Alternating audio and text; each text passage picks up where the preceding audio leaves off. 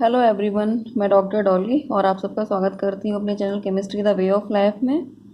तो आज हम बात करने वाले हैं बीएससी पीआर थ्योरी के फिफ्थ पॉस्टुलेट की, जो कि बताता है कि जो डबल बॉन्ड कैरेक्टर है वो ज़्यादा वॉल्यूम ऑक्यूपाई करता है as compare to single bond. इससे पहले हम 4 पॉस्टुलेट डिस्कस कर चुके हैं, जिनके लिंक्स मैं इस वीडियो के डिस्क्रिप्शन बॉक्स में डाल दूँगी, तो आप इससे पहले के वीडियोज़ देख सकते हैं। तो आज हम डबल बॉन्ड कैरेक्टर की बात करेंगे कि जो भी डबल बॉन्ड होता है वो it occupy more volume than single bond. तो देखिए यहाँ पर जो एग्जांपल है, इस एग्जांपल में आप देख सकते हैं कि जो कार्बन है वो ऑक्सीजन के साथ डबल बॉन्ड बनाए हुए हैं और यहाँ पर 2 क्लोरीन एटम्स बॉन्डेड हैं साथ में इसके। तो अगर हम यहाँ देखेंगे तो यहाँ 3 एंगल हैं। एक को अगर हम θ1 बोलें, दूसरे को θ2 और तीसरे को अगर θ3 बोलते हैं, तो हम इन तीनों बॉन्ड एंगल्स को कंपेयर करेंगे कि कौन सबसे बड़ा होगा और कौन सबसे छोटा होगा। तो देखिए, जैसा कि हम यहाँ देख सकते हैं इस एग्जाम्पल में, ऑक्सीजन और कार्बन के बीच में एक डबल बॉन्ड फॉर्म हो रहा है और हमें पता है जो डबल बॉन्ड होता है वहाँ पर यहाँ एक सिग्मा बॉन्ड प्रेजेंट होता है और एक पाई बॉन्ड प्रेजेंट होता है। और जो पाई बॉन्ड होता है, इसकी जो इलेक्ट्रॉन डेंसिटी होती है वो above and below the plane present होती है। तो अगर हम अबव और बिलो की बात करेंगे, क्योंकि ये जो भी पाई बॉन्ड का फॉर्मेशन होता है वो P X P Y orbitals जो होते हैं वो उनकी ओवरलैपिंग के थ्रू होता है, लेटरल ओवरलैपिंग के थ्रू। तो इनका जो डेंसिटी होती है वो above and below the plane अगर लाई करेगी, तो यहाँ वाला जो पोर्शन है, ये वाला जो पोर्शन है, जो ऑक्सीजन और क्लोरीन, यहाँ पर ऑक्सीजन और क्लोरीन इन दोनों पोर्शंस में ये इलेक्ट्रॉन डेंसिटी लाई करेगी। तो यहाँ होगा क्या, अगर ये ज़्यादा वॉल्यूम ऑक्यूपाई करता है तो यहाँ ऑक्सीजन और क्लोरीन एटम्स के बीच में रिपल्शन होगा। इस ऑक्सीजन और इस क्लोरीन के बीच में रिपल्शन होगा, इसी तरीके से इस ऑक्सीजन और इस क्लोरीन के बीच में रिपल्शन होगा।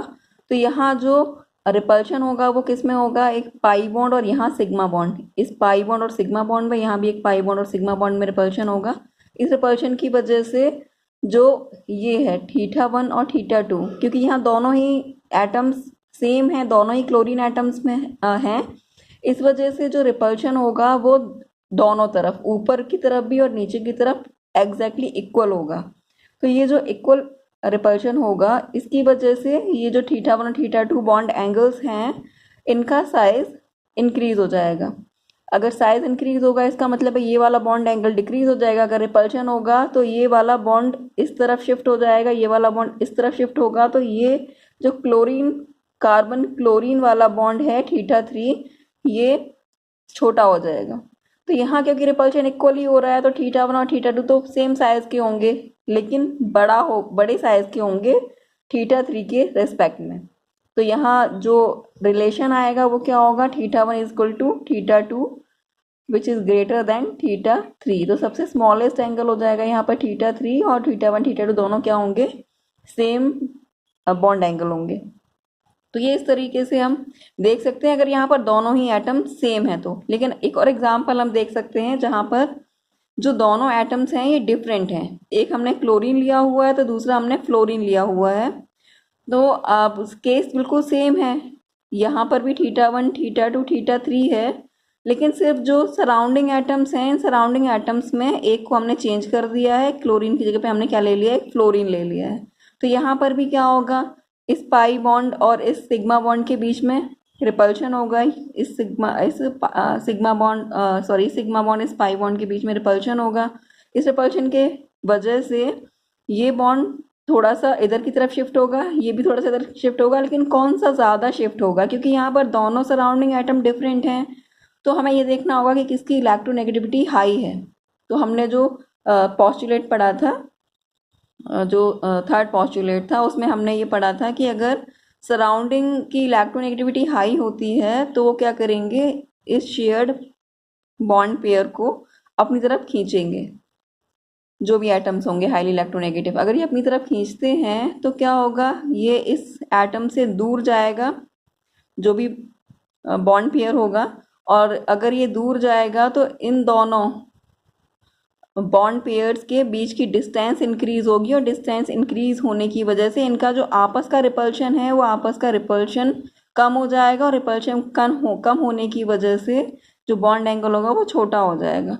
तो अब यहाँ पर 3 बॉन्ड एंगल हैं, θ1, θ2, θ3। अब क्योंकि यहाँ ज़्यादा हाईली इलेक्ट्रोनेगेटिव एटम फ्लोरीन है, तो फ्लोरीन क्या करेगा, इस बॉन्डेड पेयर को अपनी तरफ ज़्यादा खींचेगा।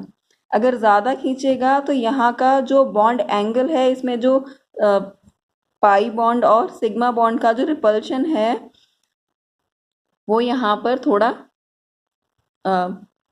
कम लगेगा। और यहाँ जो क्लोरीन एटम है, क्लोरीन एटम फ्लोरीन से थोड़ा कम इलेक्ट्रोनेगेटिव है, इस वजह से यहाँ जो रिपल्शन है वो रिपल्शन ज़्यादा लगेगा। और ये इसका जो इलेक्ट्रॉन पेयर है इसको ये फ्लोरीन से थोड़ा कम अपनी तरफ शिफ्ट कर पाएगा, क्योंकि इसकी इलेक्ट्रोनेगेटिव फ्लोरीन से कम है। इस वजह से यहाँ जो रिपल्शन लगेगा तो ये वाला जो बॉन्ड होगा वो थोड़ा सा कम दूर जा पाएगा। तो ये जो पाई बॉन्ड है और इसका जो सिग्मा बॉन्ड है, इनके इलेक्ट्रॉन्स के बीच में जो भी बॉन्डेड पेयर्स होंगे इनके बीच में रिपल्शन ज़्यादा होगा। इस रिपल्शन ज़्यादा होने की वजह से ये वाला बॉन्ड एंगल थोड़ा सा ज़्यादा इस तरफ शिफ्ट होगा, जिसकी वजह से θ1 की वैल्यू ज़्यादा आएगी, मतलब ये वाला θ1 बॉन्ड एंगल सबसे बड़ा हो जाएगा। और यहाँ क्योंकि फ्लोरीन एटम खुद अपनी तरफ अपने बॉन्ड पेयर को खींच रहा है, बॉन्ड पेयर को खींचने की वजह से इस पाई बॉन्ड और इसका जो सिग्मा बॉन्ड है इन दोनों में गैप पहले से ही ज़्यादा हो जाएगा। अगर गैप पहले से ज़्यादा होगा तो जो भी इसका इलेक्ट्रॉन पेयर, जो भी बॉन्ड पेयर रिपल्शन है वो थोड़ा सा कम लगेगा क्लोरीन के रेस्पेक्ट में। और अगर थोड़ा कम लगेगा तो यहाँ पर जो बॉन्ड एंगल है वो थोड़ा कम शिफ्ट होगा क्लोरीन के रेस्पेक्ट में। इस वजह से इसकी जो वैल्यू होगी वो θ1 से थोड़ी सी मतलब बॉन्ड एंगल थोड़ा छोटा रहेगा। और यहाँ क्योंकि दोनों ही इलेक्ट्रोनेगेटिव एटम्स हैं और रिपल्शन की वजह से ये बॉन्ड इस तरफ शिफ्ट हो रहा है, ये बॉन्ड इस तरफ शिफ्ट हो रहा है, शिफ्टिंग की वजह से ये जो सबसे छोटा एंगल हो जाएगा वो क्या हो जाएगा, θ3। तो इस तरीके से हम फाइंड आउट कर लेते हैं कि अगर सराउंडिंग एटम्स इलेक्ट्रोनेगेटिव हैं और साथ में वहाँ डबल बॉन्ड भी प्रेजेंट है, तो रिपल्शन की वजह से जो ये तीनों बॉन्ड्स होंगे उनमें कितना कितना डिफरेंस आएगा, सबसे बड़ा बॉन्ड एंगल कौन सा होगा, सबसे छोटा बॉन्ड एंगल कौन सा होगा, कहाँ पर ये दोनों बॉन्ड एंगल इक्वल हो सकते हैं। तो ये हमें इस फिफ्थ पोस्टुलेट से पता चलता है, जिसका एप्लीकेशन अगर हम देखें तो हम इससे कई सारे क्वेश्चन सॉल्व कर सकते हैं जो कि बहुत सारे कॉम्पिटिटिव एग्जाम्स में आते हैं। इसके बाद हम नेक्स्ट पोस्टुलेट देखते हैं। तो देखिए जो नेक्स्ट पोस्टुलेट है VSEPR थ्योरी का पोस्टुलेट 6, वो क्या बताता है। अभी हमने डबल बॉन्ड के बारे में बात करी है। देखिए ये बताता है कि if electronegativity of the central atom is greater than surrounding atom then double bond is dominant over the lone pair, that means it repel more the bond pair than the lone pair. मतलब अगर हम compare करेंगे कि कहीं पर अगर किसी example में अगर डबल बॉन्ड है, किसी एग्जाम्पल में अगर लोन पेयर है, तो वहाँ पर जो डबल बॉन्ड होगा वो लोन पेयर से ज़्यादा इफेक्टिव होगा।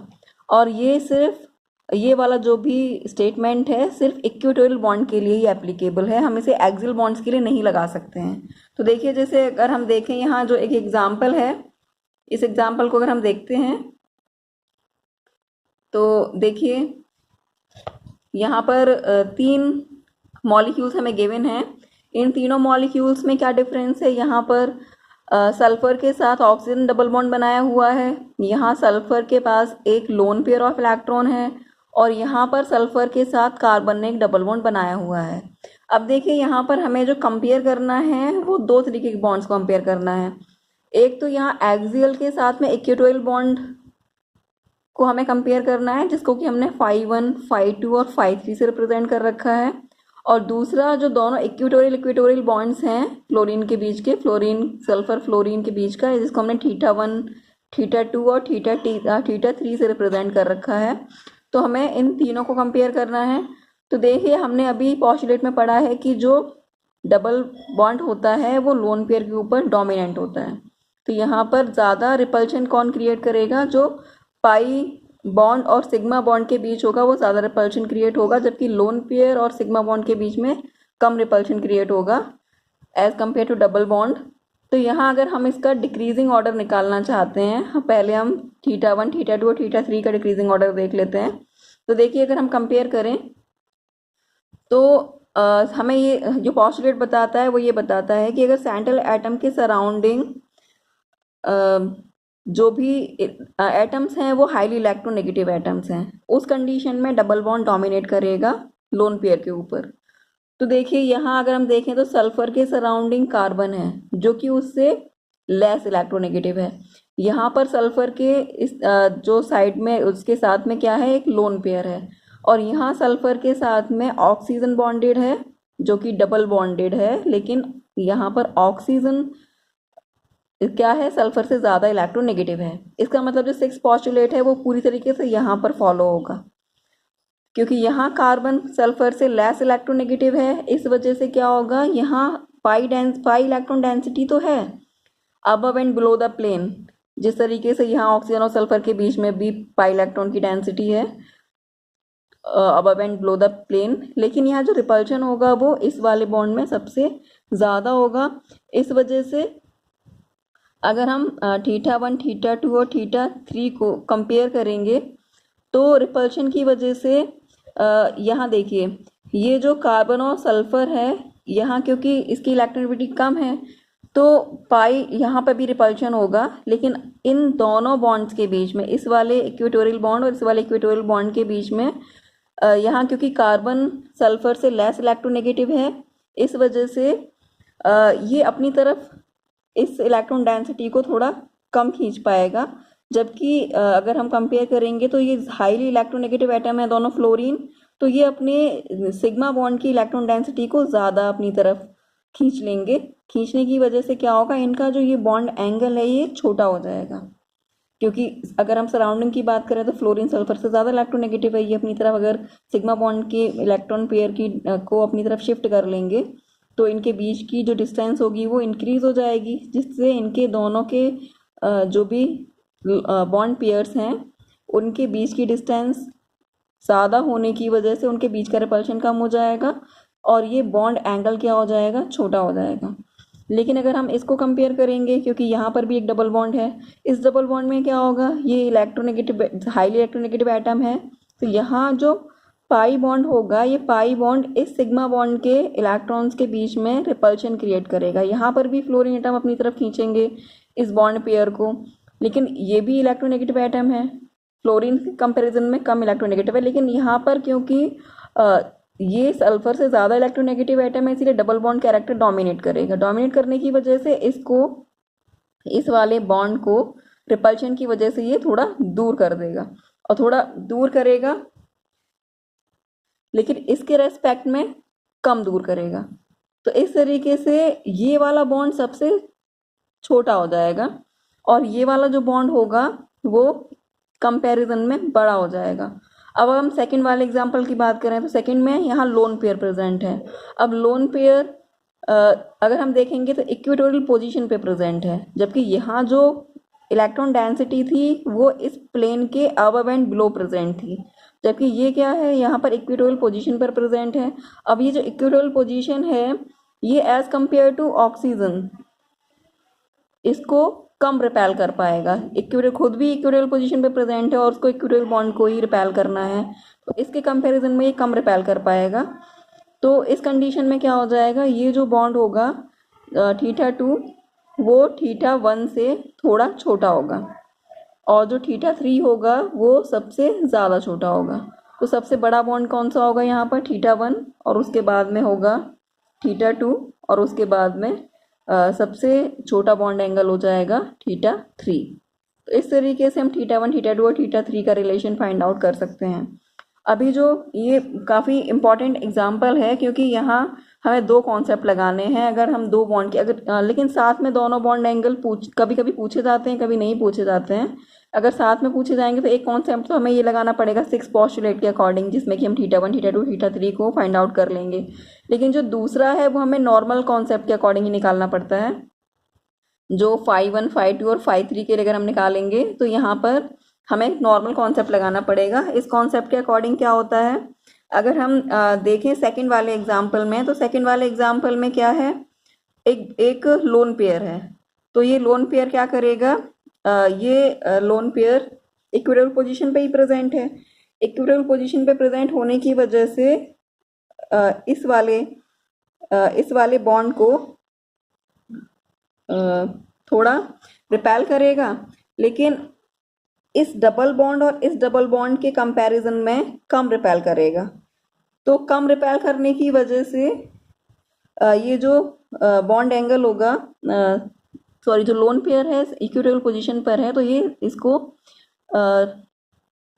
515 to 53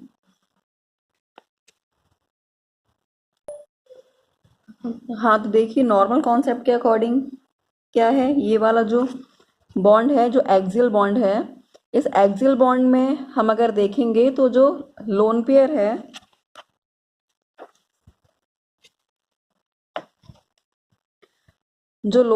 वो एक्सियल पोजीशन पे ही प्रेजेंट है। अब एक्सियल पोजीशन पे प्रेजेंट होने की वजह से ये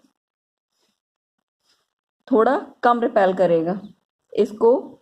इन दोनों फ्लोरीन एक्सियल वाले पोजीशन पर जो फ्लोरीन है, इसको थोड़ा कम रिपेल करेगा। कम रिपेल करने की वजह से ये जो बॉन्ड एंगल है 5-2, ये सबसे ज़्यादा बड़ा हो जाएगा। अब क्योंकि यहाँ पर डबल बॉन्ड प्रेजेंट है, ये यहाँ पर भी डबल बॉन्ड प्रेजेंट है, तो डबल बॉन्ड प्रेजेंट होने पर हमें ये देखना पड़ेगा कि इलेक्ट्रॉन डेंसिटी कहाँ ज़्यादा रिपल्शन क्रिएट कर रही है। तो देखिए यहाँ क्योंकि सल्फर ऑक्सीजन की जो इलेक्ट्रोनेगेटिविटी है, इसमें डिफरेंस कम है। इस कम डिफरेंस की वजह से ये जो पाई बॉन्ड पेयर होगा यहाँ का, ये जो पाई बॉन्ड पेयर है, ये थोड़ा सा ऑक्सीजन की तरफ शिफ्टेड रहेगा। अब जब ऑक्सीजन की तरफ थोड़ा शिफ्टेड रहेगा तो इन दोनों बॉन्ड्स की, इस पाई और इस सिग्मा बॉन्ड की डिस्टेंस बढ़ जाएगी। इस डिस्टेंस के बढ़ने की वजह से इन दोनों बॉन्ड्स के बीच में repulsion as compare to carbon और फ्लोरीन, इन दोनों बॉन्ड्स के रिस्पेक्ट में थोड़ा सा कम होगा। जबकि यहाँ पर रिपल्शन, क्योंकि ये लेस इलेक्ट्रोनेगेटिव है सल्फर से, इस वजह से यहाँ पर रिपल्शन ज़्यादा होगा, क्योंकि इसकी जो इलेक्ट्रॉन डेंसिटी होगी वो इस तरफ शिफ्टेड रहेगी, क्योंकि यहाँ पर सल्फर ज़्यादा इलेक्ट्रोनेगेटिव है, इस तरफ शिफ्टेड रहेगी। अब इस वजह से इन दोनों के बीच की डिस्टेंस क्या होगी, कम हो जाएगी। अगर बीच की डिस्टेंस कम हो जाएगी तो ये जो हमारा जो बॉन्ड एंगल है FSF, जो कि एक्सियल पोजीशन वाला है, ये यहाँ सबसे ज़्यादा छोटा हो जाएगा।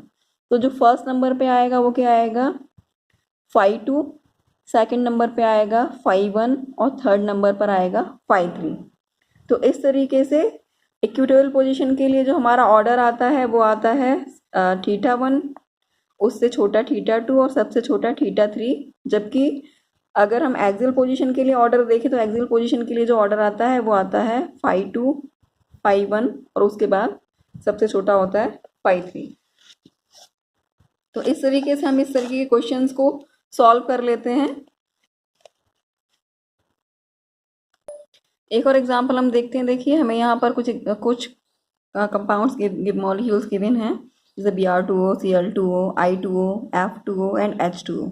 इनको हमें डिक्रीजिंग बॉन्ड ऑर्डर के उसमें अरेंज करना है। तो देखिए यहाँ पर हमें यहाँ पर मॉलिक्यूल्स के दो ग्रुप दिख रहे हैं, एक है Br2O, Cl2O और I2O। यहाँ पर अगर हम देखेंगे तो जो हैलोजन एटम्स हैं उनमें d ऑर्बिटल्स प्रेजेंट हैं और ऑक्सीजन के पास में p ऑर्बिटल प्रेजेंट है। इस तरीके से यहाँ, क्योंकि इन दोनों के बीच में क्या होगा, जो बॉन्ड का फॉर्मेशन होगा वो डी पाई पी पाई बॉन्डिंग की वजह से होगा। मतलब डी पाई पी पाई बॉन्डिंग भी होगी, साथ में सिग्मा बॉन्ड तो फॉर्म करेंगे ये सिंगल बॉन्ड के साथ में, उसके साथ साथ डी पाई पी पाई बॉन्डिंग भी होगी, जिसकी वजह से अगर हम देखें तो ऑक्सीजन और हैलोजन एटम्स के बीच में क्या आ जाता है, पार्शियल डबल बॉन्ड कैरेक्टर आ जाता है। ये जो पार्शियल डबल बॉन्ड कैरेक्टर है ये क्या करता है, बॉन्ड एंगल के साइज को इंक्रीज कर देता है पार्शियल डबल बॉन्ड कैरेक्टर होने की वजह से। तो ये पार्शियल डबल बॉन्ड कैरेक्टर होने की वजह से यहाँ Br2, Cl2 और I2 ये एक ग्रुप बना लिया जाएगा इन मॉलिक्यूल्स का, और जो बाकी के F2 और H2O है इनमें क्योंकि कोई भी किसी के भी पास d ऑर्बिटल वैकेंट नहीं है, इसीलिए इन दोनों मॉलिक्यूल्स को हम दूसरे ग्रुप में रख लेते हैं जिसमें कि d ऑर्बिटल्स नहीं है। अब पहले हमें इनका ऑर्डर लगाना पड़ेगा क्योंकि ये अलग टाइप के मॉलिक्यूल्स हैं तो जिनमें कि पार्शियल डबल बॉन्ड कैरेक्टर आ रहा है। तो देखिए हमने एक रूल पढ़ा था कि अगर सराउंडिंग की एटम की इलेक्ट्रोनेगेटिविटी हाई होती है तो बॉन्ड एंगल क्या हो जाता है, डिक्रीज हो जाता है। तो इसका मतलब है अगर इलेक्ट्रोनेगेटिविटी जो सराउंडिंग एटम की है वो बॉन्ड एंगल के इन्वर्सली प्रोपोर्शनल होती है। तो यहाँ अगर हम देखेंगे तो Br2, Cl2 और I2 इन सब में जो सबसे ज़्यादा इलेक्ट्रोनेगेटिव है वो है क्लोरीन। तो यहाँ क्लोरीन सबसे ज़्यादा अपनी तरफ इलेक्ट्रॉन डेंसिटी को खींचेगा, मतलब अपने बॉन्ड पेयर को अपनी तरफ ज़्यादा अट्रैक्ट करेगा, जिस वजह से इसका जो बॉन्ड एंगल होगा, मतलब ClO-Cl वाला जो बॉन्ड एंगल होगा वो सबसे ज़्यादा छोटा हो जाएगा इन तीनों मॉलिक्यूल्स के अंदर। और यहाँ I2 की इलेक्ट्रोनेगेटिविटी सबसे कम है, इस वजह से ये अपने बॉन्ड पेयर को अपनी तरफ कम अट्रैक्ट कर पाएगा, कम शिफ्ट कर पाएगा। इस वजह से यहाँ जो IOI का जो बॉन्ड एंगल होगा वो सबसे बड़ा होगा। तो सबसे बड़ा बॉन्ड एंगल हो जाएगा I2O के लिए। उसके बाद इलेक्ट्रोनेगेटिविटी Br2 की हाई है, तो Br2O। उसके बाद सबसे ज़्यादा हाई इलेक्ट्रोनेगेटिव होगा क्लोरीन, तो यहाँ Cl2O आएगा नेक्स्ट। अब हम इन दोनों मॉलिक्यूल्स को अगर हम कंपेयर करें तो यहाँ जो हाईली इलेक्ट्रोनेगेटिव एटम है वो फ्लोरीन है। इसका मतलब है जो फ्लोरीन है वो अपने बॉन्ड एंगल को सबसे ज़्यादा छोटा कर लेगा। तो जो सबसे इन दोनों में भी सबसे छोटा होगा वो क्या हो जाएगा, F2O। तो Cl2O के बाद नेक्स्ट मॉलिक्यूल आ जाएगा H2O, और सबसे छोटा जो मॉलिक्यूल होगा वो जाएगा, बॉन्ड एंगल वाला जो मॉलिक्यूल होगा वो जाएगा F2O। तो इस तरीके से हम इनको अरेंज कर लेंगे decreasing order of bond angle के ऑर्डर में। अब अगर हम एक और एग्जांपल देखते हैं तो देखिए यहाँ पर एक NH3 है, एक Cl2O है, एक H2O है और H2S है और F2O है। तो यहाँ पर भी हम सराउंडिंग एटम की इलेक्ट्रोनेगेटिविटी के रेस्पेक्ट में अगर देखें तो सबसे कम इलेक्ट्रोनेगेटिविटी हो जाएगी हाइड्रोजन की, नाइट्रोजन के अराउंड। मतलब नाइट्रोजन हाइड्रोजन की इलेक्ट्रोनेगेटिविटी में डिफरेंस है, तो ये हाइड्रोजन है सबसे लेस इलेक्ट्रोनेगेटिव एटम है सराउंडिंग में, इसलिए यहाँ ये बॉन्ड एंगल होगा सबसे ज़्यादा बड़ा होगा। यहाँ सारे के सारे ऑक्सीजन, सेंट्रल एटम इन दोनों में ऑक्सीजन है, यहाँ सल्फर है, इसमें भी फिर ऑक्सीजन है। तो अगर हम इन दोनों को कंपेयर करते हैं तो यहाँ Cl2 मतलब जो Cl2 है इसका बॉन्ड एंगल NH3 से छोटा होगा लेकिन H2O से बड़ा होगा। इसके बाद H2O होगा नेक्स्ट, इसके बाद H2S, और सबसे छोटा बॉन्ड एंगल हो जाएगा F2O का। इन दोनों में electronegativity difference as compare to H2O कम है, इस वजह से बॉन्ड एंगल H2O का बड़ा होगा, H2S का छोटा होगा, और सबसे छोटा बॉन्ड एंगल हो जाएगा F2O का। तो इस तरीके से हम अरेंज कर लेते हैं। तो इस तरीके से जो भी बॉन्ड एंगल होता है हम उनके मॉलिक्यूल्स के बीच में रिलेशन फाइंड आउट करके पोस्टुलेट 5 और 6 को अप्लाई करके VSEPR थ्योरी के हम क्वेश्चंस को सॉल्व कर लेते हैं। होप ये वीडियो आपको समझ में आया होगा। अगर ना समझ में आया हो, कोई भी आपको डाउट हो तो आप कमेंट करके पूछ सकते हैं। और अगर ये वीडियो आपको पसंद आया हो तो उसको लाइक शेयर ज़रूर करें और चैनल को सब्सक्राइब कर लें अगर आपने नहीं सब्सक्राइब किया है। तो इसके आगे भी हम और भी इम्पॉर्टेंट टॉपिक्स पे वीडियोस लेकर आने वाले हैं जो कि आपके बहुत सारे कॉम्पिटिटिव एग्ज़ाम्स के लिए, जैसे कि UPSC या फिर गेट नेट, और अभी रिसेंटली जो PGT केमिस्ट्री आने वाला है उसके लिए बहुत यूज़फुल होंगे। तो आज की वीडियो में इतना ही। नेक्स्ट वीडियो में फिर मिलते हैं नेक्स्ट नए टॉपिक के साथ में। Thank you.